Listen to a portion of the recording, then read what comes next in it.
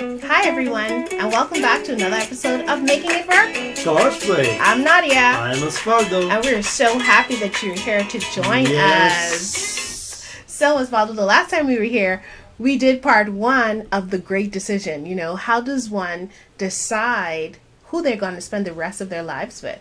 Yes, that's right, Nadia. And we are going to continue today by God's grace. Yeah. Welcome everyone, and feel free to reach out to us. Yes, you can reach out to us via email or via Facebook. We're also will allow you to do a comment here on YouTube. Whatever way you want to reach out to us, we would be so happy for that. Yes, and today, walking you in that great decision of finding your life partner. Yeah, so very important. We're looking at part 2 of that. So let's review some of the things that we said in part 1, and we invite you to go and listen to that episode if you haven't already. And one of the things I think we left off on was that we used to do a fast and prayer day every week as we got closer to making that decision of getting married. And then when we did make the decision of getting married, we used to do it every week as we got closer to actual wedding and all of that. Yes, that is a tool that can be used also to seek that discernment that you need in order for you to make sure that it's heaven approved that you join with that person. That's a great point. That make sure it's heaven approved because we want to make marriages that are lasting throughout this earth and are pleasing to God. You know, that was why it was important for me to do those things, take those extra steps, because I wanted to be sure that this was going to be a decision that God was going to be pleased with. Yes, and then you may ask your partner these questions. Will this union help me heavenward? Mm-hmm. Will it increase my love for God? Yeah, those are very excellent points to take in consideration. Wow. Will it enlarge my sphere of usefulness in this life? And influence. Wow, excellent. If these reflections present no drawback, then in the fear of God, move forward. Yeah, and those are very important questions. You know, you want to align yourself with someone who is going to strengthen you spiritually. You don't want to align with someone that when you marry them, you lose ground spiritually. You fall backward instead of going forward. Because remember that no one can make your life miserable more than your husband or your wife. Well, thank you very much for that point. So that is very important. Don't be afraid. These things are above the love that you may have for that person. Excellent point, Osvaldo. Many persons make a decision about marriage solely because they say they love each other. Yes, and recently we watched on a presentation from Dr. Miles Monroe, where he said that sometimes we fail to understand that really love does not make the marriage successful, because sometimes there are issues that will transform the perspective that you have with that person. So you may still love the person, but because of circumstances, you may draw back, or you may even find big issues that will lead to divorce. But we are very, very sure that these questions are very important, because if you find no drawback, no feedback on these questions, then you can work forward. You can move forward, as the Prophet White, Ellen G. White, states in here. And Osvaldo, that's important that what you said about the point about love, because the first thing that you want to remember about love is that love comes from God. The only way you can know how to love another person is if you know God. And many times we throw ourselves into loving someone and we do not even know God. And God is love. The Bible tells us that. The way He loves is perfect. The unconditional character of His love is amazing. And the only way we can get anywhere near that toward one another is knowing God. So it is important to have a solid relationship with God. Like, when I say solid, I don't know what your relationship looks like, but I am referring to trying to be constantly under His care, under His guidance, seeking His will, living in a way that is pleasing to Him, and He will guide your steps. Yes, because this question says here, will it increase my love for God? Mm-hmm. Because the next person should also draw you to God. So if that person is drawing you away from God, then you are not in the right relationship. Exactly. Because that is the work of the enemy, Mm-hmm. drawing you from God. So you need to be sure that that person and you are spiritual minded and not carnally minded. And one of the things we can attach to drawing you away from God is also in relation to sexual purity. That's something that we maintain throughout our courting period. We were determined that we would not engage in sexual activity, intercourse, before we got married. And praise God, He gave us the strength to maintain that. Yes, we kept up with that principle, and we give God thanks for that, because the flesh is weak. Oh yeah. But we are strong in the Lord. Exactly. And the thing about it is, it sort of like solidifies the relationship in a different way. When you remove that physical. Now, of course, we were physical with each other in the way that we held hands, we did hugs, we kissed, but appropriately, trying not to let ourselves get away. Mm-hmm. And the thing about it is, when you do that, the relationship is built on something more than the physical aspects of the relationship. Yes, and then you have to make sure not to burn stages of the relationship. Yeah. Because when you do everything, when you get married, there's nothing else to do. Exactly. So I really think that is God's way. That is God's way. But as the prophet says, the choice of a life companion should be such as best to secure physical, mental, and spiritual well-being for the parents to be and their children, such as will enable both parents and children to bless their fellow men and to honor their Creator. And that's an awesome point. Sometimes we do not take the consideration or the counsel of good Christian parents in mind. We feel like we want to make our own decision. I love this person. I want to be with him despite what my parents say, what my mom or dad says. I don't care. This is what I'm going to do. And I'm not talking just about counsel from anyone. I'm talking about wisdom from persons or even mentors that have known you all of your life. What they say is important. The Bible tells us in a multitude of counsel, there is wisdom, and there's security, meaning that when we take good advice, we can grow from it and make best decisions. And we're going to talk to you a little bit about that, because I'm from a single parent home and Osvaldo was not. And however, I had mentors too that helped my mom with me. And some of them told me straight up, until we meet his parents, we're not going to give an approval to you. You are seeking our blessing, but we're not going to do it until we get to know his parents and meet them. How did your parents feel about it?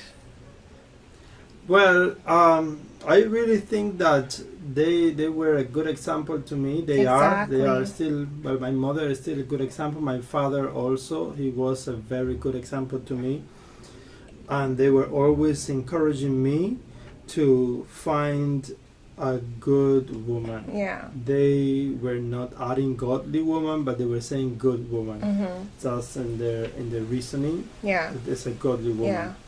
But I really think that we kept up with that, and to me it was important also to meet also part of your family. Exactly. Because it is very important to observe how you treat your parents, how I treat my parents, because the same way I treat my parents, sometimes that is translated into the how marriage. exactly. That's powerful as follow, because your parents weren't here with you. You know, they were in another country, but I would hear how he spoke to them on the phone, and I would see how his care towards them were when something wasn't right. He would sometimes go, he was able to go and be with them if they were ill. So all of that was a way for me to see how he cared for his parents, until I was able to see them working together as a family as well. Yes, and it's very important when you are considering marrying, not just consider that you all love each other. They are more than this. They are more than that. It's more than that. It's communication. Mm-hmm. It is respect. It's God-fearing. Respect for one another. Respect for one another, and also how you see society. Yeah. It is also the way that you conduct yourself. Yeah. And you have to be able also to get to know the person, that you know the character of the person. Yeah, and then one thing that it was important for us, because both of us are from a different cultural background, it was also important for us to understand each other's background. I cannot say how important this was. There were many, and this can be a whole topic on its own, but there were many things that I came with from my background and that you came with from your background, and meshing those sometimes can be very difficult. So it is important for us to understand why something is the way it is, or why someone is the way it is. Why do they do this? Why is this so important to them? It doesn't really have to be important to you, but it's important to understand where someone is coming from, their background. Ask these questions to yourself. There is a multitude of resources that you can use, and we are using the Adventist Home from Ellen G. White, and she's also saying in chapter 6, will the one you marry bring happiness to your home? Wow. Is she an economist, or will she, if married, not only use all her own earnings but all yours to gratify a vanity, a love of appearance? Are her principles correct in this direction? Has she anything now to depend on? So these questions, they are really deep, and they are allowing you to reflect upon, because that same question here, is she an economist? Now the lady will say, is he an economist, or will he, being married, use not only his earnings, but everything that the family earns to gain his... So how is the direction on that?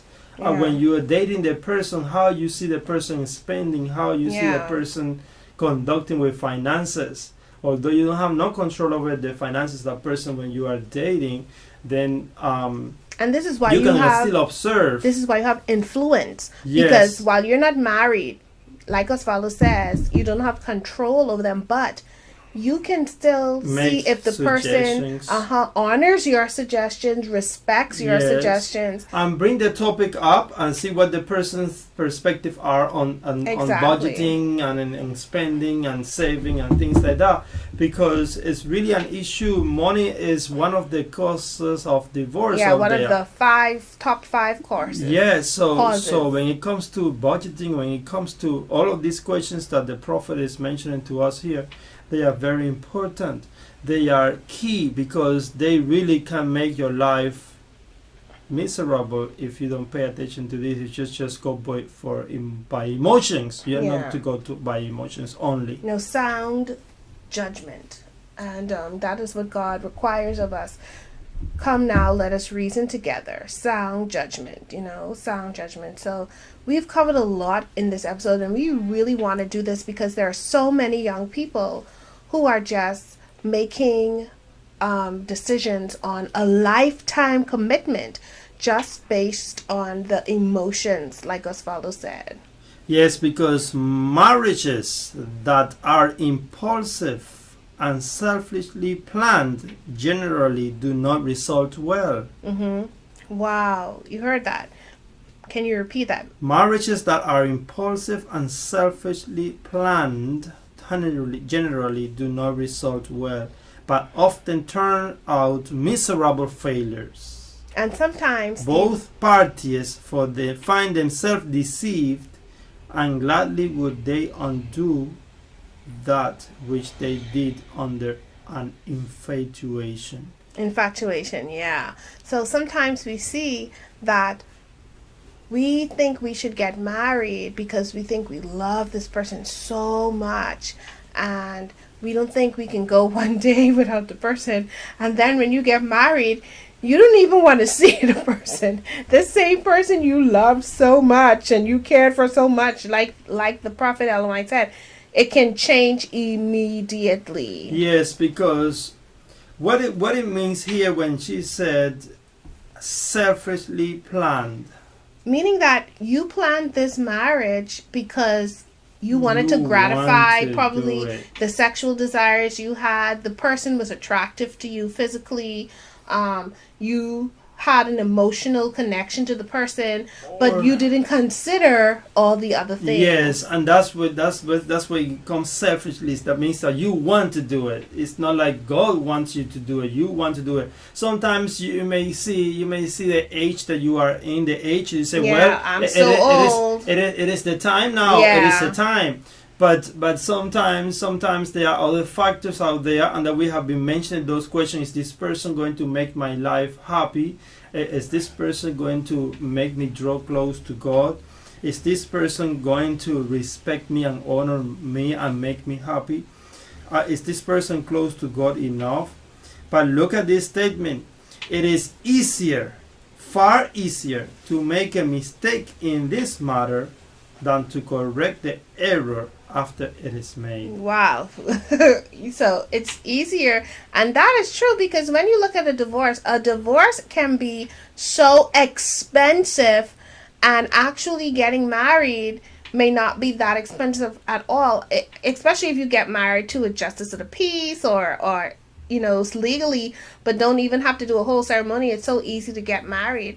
But this is so amazing, Osvaldo, and this topic is really, really, we want to enrich in those of you that are listening to this, because making these steps, taking the time to consider these principles will definitely give you a successful marriage. And we're not saying that the marriage is going to be perfect, because nothing on this earth is perfect, but it will give you the tools to seek God and seek His perfection in your marriage. Be very careful how you enter into conditional engagement, but far better, break the engagement before marriage than separate afterward, as many do. Yeah, and the thing about it is, based on the world standards, we got married old, because the world would have said, oh, they're old when they got married. We didn't get married young, but I feel that we got married at the ideal time, and that we were ready, we were prepared, and we were spiritually where we needed to be. So everyone, we hope that you learned principles from this episode that will help you in making that great decision. Let your decisions be characterized by modesty, simplicity, sincerity, and an earnest purpose to please and honor God. Yeah, that's right. So make your decisions about Him. Simple. In essence, make it about Him. Yes, marriage affects the afterlife, both in this world and in the world to come. A sincere Christian will make no plans that God cannot approve. And that's powerful. So that's just the essence of what we're sharing with you. That you want a marriage. You want to be in a relationship that God will be happy to add His seal of approval on.